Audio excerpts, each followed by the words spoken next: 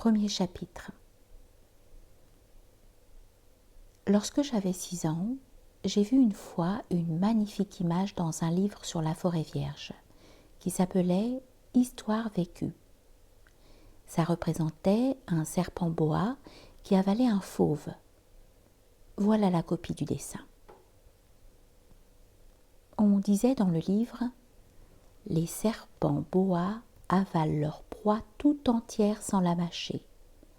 Ensuite, ils ne peuvent plus bouger et ils dorment pendant les 6 mois de leur digestion. » J'ai alors beaucoup réfléchi sur les aventures de la jungle et, à mon tour, j'ai réussi avec un crayon de couleur à tracer mon premier dessin. Mon dessin numéro 1, il était comme ça. J'ai montré mon chef-d'œuvre aux grandes personnes et je leur ai demandé si mon dessin leur faisait peur. Elles m'ont répondu « Pourquoi un chapeau ferait-il peur ?» Mon dessin ne représentait pas un chapeau. Il représentait un serpent boa qui digérait un éléphant. J'ai alors dessiné l'intérieur du serpent boa afin que les grandes personnes puissent comprendre. Elles ont toujours besoin d'explications. Mon dessin numéro 2 était comme ça.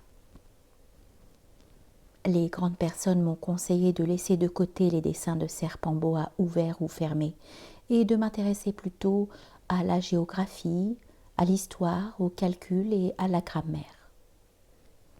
C'est ainsi que j'ai abandonné à l'âge de 6 ans une magnifique carrière de peintre.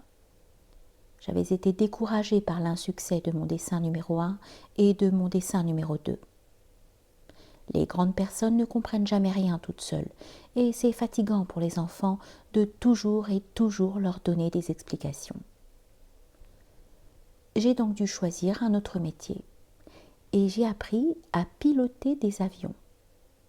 J'ai volé un peu partout dans le monde et la géographie, c'est exact, m'a beaucoup servi. Je savais reconnaître du premier coup d'œil la Chine de l'Arizona. C'est très utile si l'on est égaré pendant la nuit.